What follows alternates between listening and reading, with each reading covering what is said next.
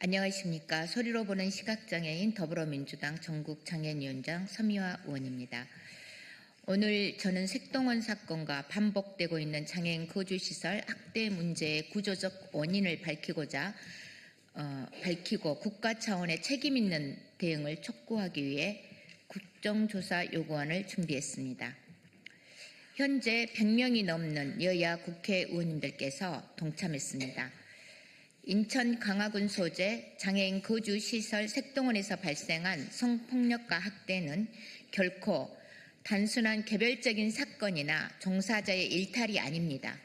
복지시설의 폐쇄적 구조, 지자체의 관리 감독 실패, 중앙정부의 방치가 결합된 구조적 참사입니다. 태연 재활원, 방구대 병원, 그리고 색동원까지 시설에서의 학대는 예외적인 사건이 아니라 이미 반복되어 온 구조적인 문제입니다. 이대로 두면 제2의 색동원, 제3의 색동원이 반드시 발생하게 될 것입니다. 그동안 정부와 지자체는 수차례 점검과 조사, 대책을 내놓았습니다. 그러나 현실은 어떻습니까? 학대는 반복되고 피해는 은폐되며 책임은 끝내 사라졌습니다. 이제는 형식적인 점검이 아니라 구조를 바꿔야 합니다. 국정조사를 통해 시설 내부의 은폐, 지자체의 관리 책임, 중앙정부의 정책 실패, 그리고 제도 개혁을 가로막아온 구조적인 원인을 끝까지 규명하겠습니다. 피해자의 고통이 반복되고 방치되지 않도록 싸우겠습니다. 시설 보호라는 이름 뒤에 숨은 구조적인 폭력을 반드시 드러내야 합니다. 국정조사는 선택이 아니라 국가의 책임입니다. 장애 당사자 국회의원으로서 끝까지 책임지고 진실을 밝히는 데 최선을 다하겠습니다. 오늘은 장애인의 날입니다. 그러나 이러한 사건이 반복되는 이상 오늘은 장애인의 날이 아니고 장애 차별 철폐의 날이 되어야 된다고 생각합니다. 기자 여러분들께서 많은 관심 갖고 적극적인 보도를 요청드리겠습니다. 감사합니다.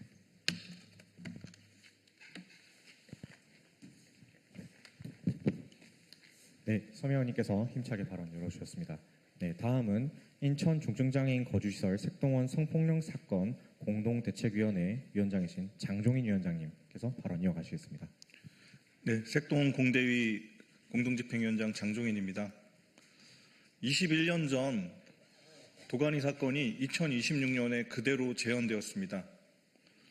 도가니 사건 피해자들은 21년간 국가는 무엇을 했는가라고 다시 되묻고 있습니다.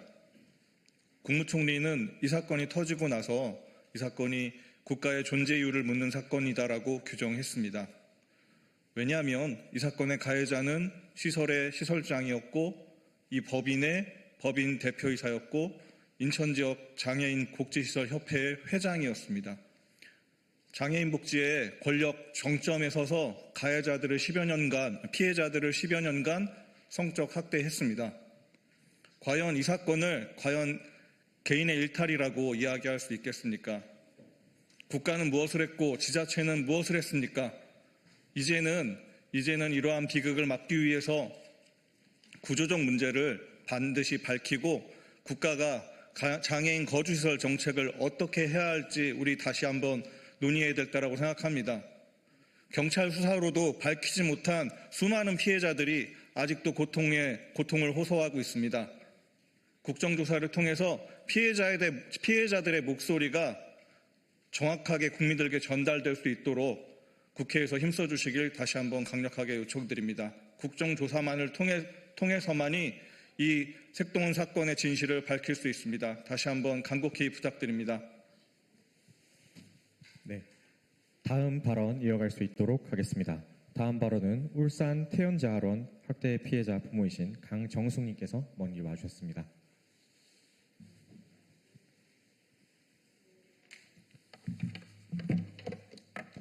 예, 안녕하십니까. 저는 태연재활원의 피해자 부모인 강정숙입니다. 장애인 거주시설에서 폭행 사건은 발생한 것은 국가 책임이라고 생각합니다. 책임을 져야 합니다. 장애인이 지역사회에서 자립할 수 있게끔 체계를 마련해 놨는 것 같으면 시설이 필요가 없었을 것입니다. 국가가 장애인 정책을 잘못 만드는 거거든요. 애초에 시설이 장애인을 수용하는 시설이 없었다면 괜찮았을 건데 수용하는 시설이 되어 있었기 때문에 몇십 년 동안 거기서 살아야 하고 또 심지어 폭행을 당해도 아무도 몰랐던 것입니다. 몇백 번 폭행을 당해도 몰랐던 것입니다. 이렇게 만들어진 시설은 학대 사건 일어난 곳 싹 다 조사를 해서 뒤엎어야 합니다. 국정조사에서 다 밝혀야 합니다. 그동안 시설에서 맞고 살았는 거주인 장애인들과 또 시설에서 성폭행 당하고도 한마디 말도 못하고 살아왔는 장애인들을 위하여 그 억울함을 풀어줘야 합니다.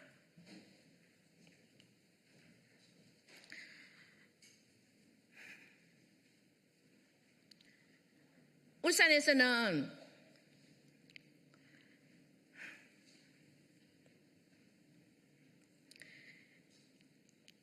사망한 사람도 있습니다.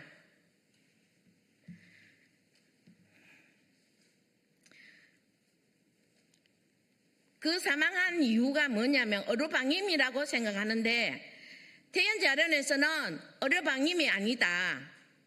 어루방임은 병원을 데리고 가지 않았는 게 어루방임인데 병원에 들어가서 치료를 했다. 어떤 치료를 했느냐?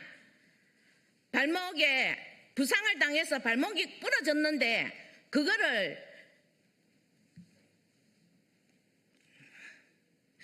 골절이라고 치료를 했는 게 아니고 통풍이라고 치료를 했습니다.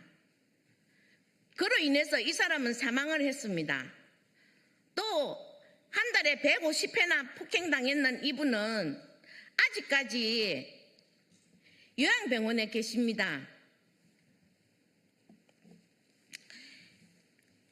저는 하고 싶은 얘기는 그렇습니다. 태연제 아련에서 치료를 했다면 그 치료 선생님이 누군지 밝혀내서 발목이 골절이 됐는데 그게 통풍이라고 말할 수 있습니까? 제가 봤을 때는 통풍이라고 치료했는 건지 아니면 치료도 하지 않으면서 병원에 갔다는 건지 알 수가 없습니다.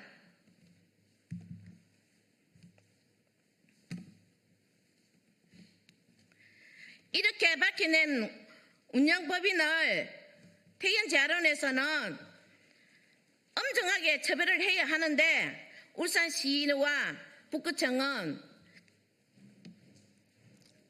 행정처분이라는 하는 그 말도 되도 않은 행정처분만 내려졌습니다.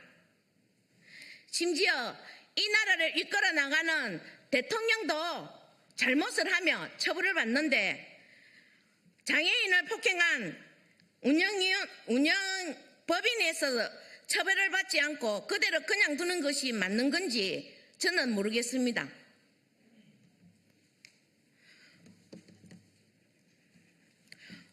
우리 아이는 지금 한 달에 40회나 폭행을 당했습니다. 폭행을 당하고 학대 쉼터에 나와서 심리치료 받은 지가 거의 1년이 넘었습니다. 이제는 많이 안정이 되었고 좋아졌지만 우리 아이를 다시 태연제 아련이라는 폭행당했는 그 시설을 되돌아보낼 수가 없습니다. 자립해서 살고 싶은데 자립지원 사업, 시범사업에 신청을 했는데 활동지원 시간이 택없이 부족합니다. 아직까지 부족한 점이 많습니다. 하지만 국회의원님들께서 장애인 학대 사건이 더 이상 일어나지 않도록 철저히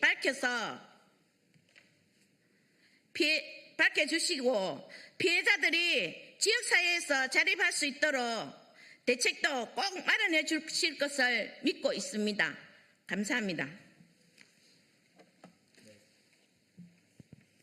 네, 감사드립니다. 저희 이어서 발언 들어갈 수 있도록 하겠습니다. 다음은 전국장애인 부모연대 중앙회 윤종술 대표님께서 서울지부 대표님께서 발언을 준비하셨습니다. 존경하는 국민 여러분, 언론인 여러분, 저희는 장애인 자녀를 둔 부모들의 모임인 전국장애인 부모연대입니다. 오늘 우리는 참담한 심정으로 이 자리에 섰습니다. 장애인을 보호해야 할 시설에서 가장 끔찍한 인권 침해가 반복되고 있습니다. 색동원에서는 시설장이 시설에 거주하는 장애 여성을 상대로 성폭력을 저지르는 사건이 발생했습니다. 태원재활원에서는 사회복지사들에 의해 폭력 사건이 드러났습니다. 이것은 결코 우연한 사건들이 아닙니다. 이것은 구조적인 폭력이며 시설이라는 폐쇄적 공간이 만들어낸 참사입니다. 우리는 묻습니다.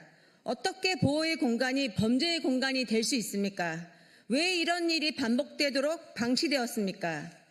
그동안 수많은 경고가 있었습니다. 그러나 관리, 감독은 형식에 그쳤고 책임지는 사람은 없었습니다. 그 결과 가장 약한 이들이 가장 깊은 상처를 입었습니다. 이제는 더 이상 미룰 수 없습니다. 부모연대는 다음과 같이 강력히 요구합니다. 첫째, 장애인 거주시설 전반에 대한 국정조사를 즉각 실시하십시오.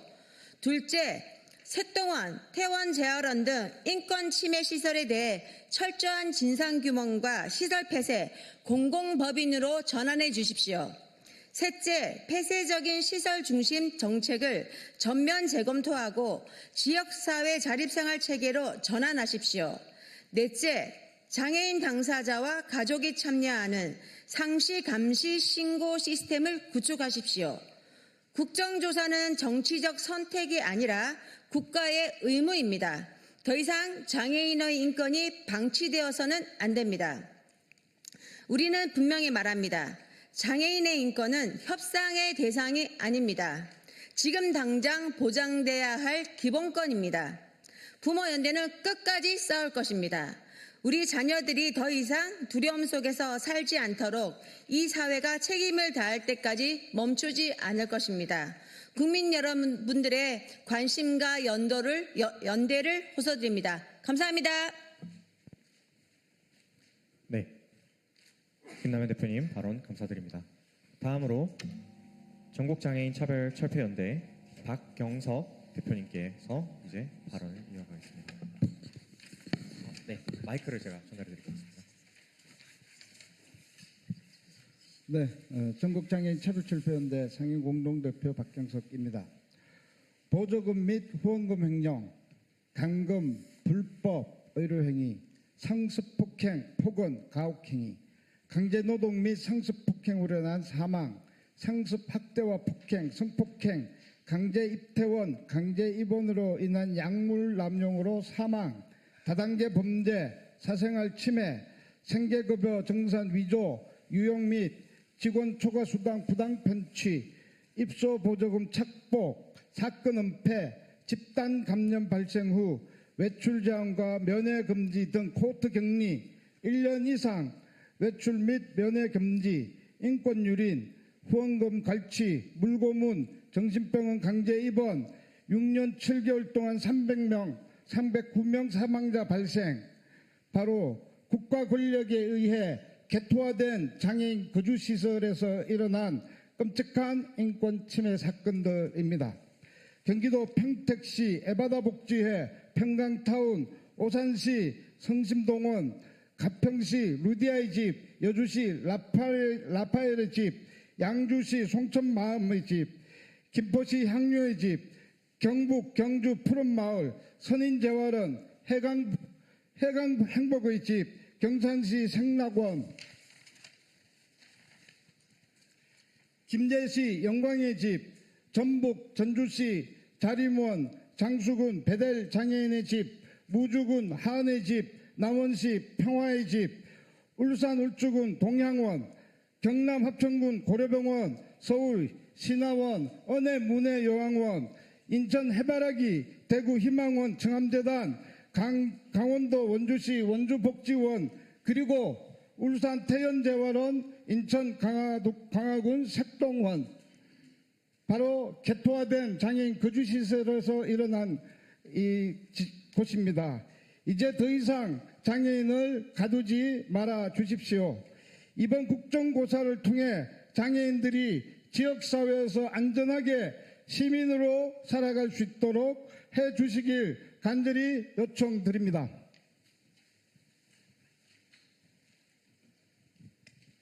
네, 이것으로 금일 기자회견을 모두 마무리할 수 있도록 하겠습니다. 함께해 주신 전국장애인 부모연대, 전국장애인 차별철폐연대, 울산 태연자아론 공대위, 색동원 공대위 활동해 주신 모든 여러분께 감사드립니다. 조심히 가십시오.